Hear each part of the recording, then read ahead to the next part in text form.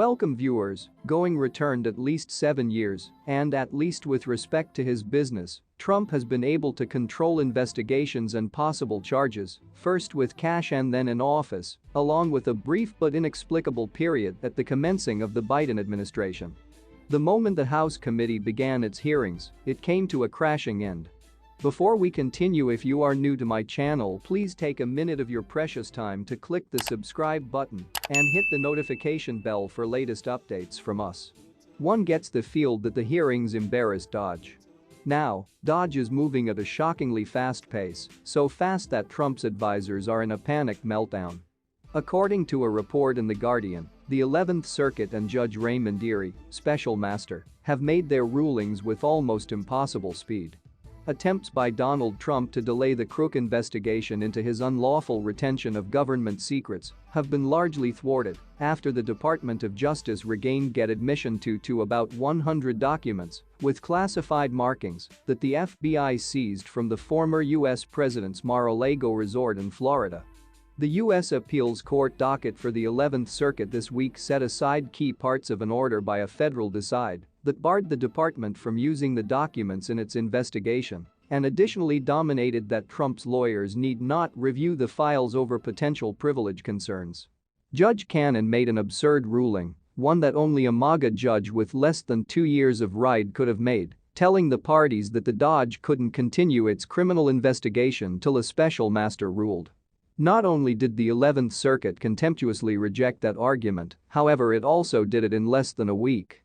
And then there is Judge Dearie, who has told Trump's lawyers to put up or shut up inside a week. Dearie wants all evidence that the documents are classified.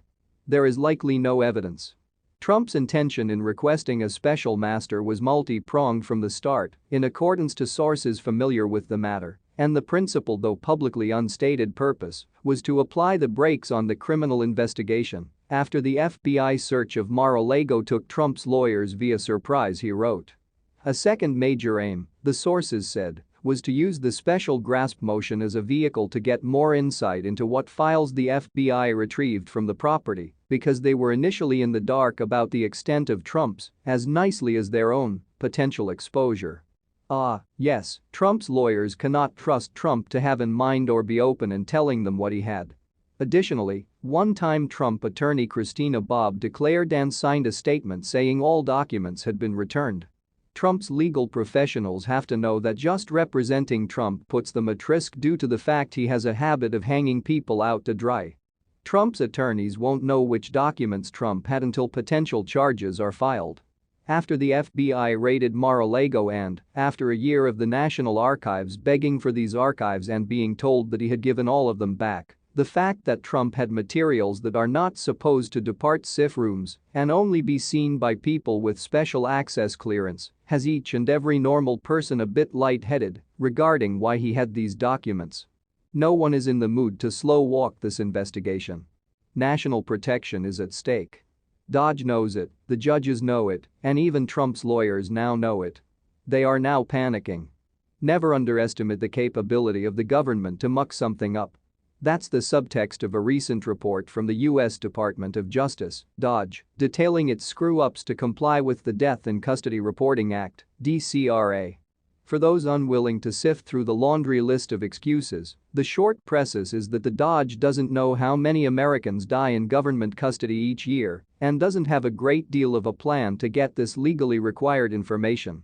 The history recited by the DOJ of how it reached this point would in all likelihood confirm most government skeptics' worst suspicions of the limits of government competence.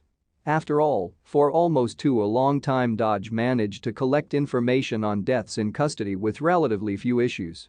This run of success only ended after DOJ determined in December 2016 that its own tortured reading of a 2014 update to the DCRA prevented it from taking the frequent sense, effective path in almost every instance. What is your take on this video? Please drop your comments below and thanks.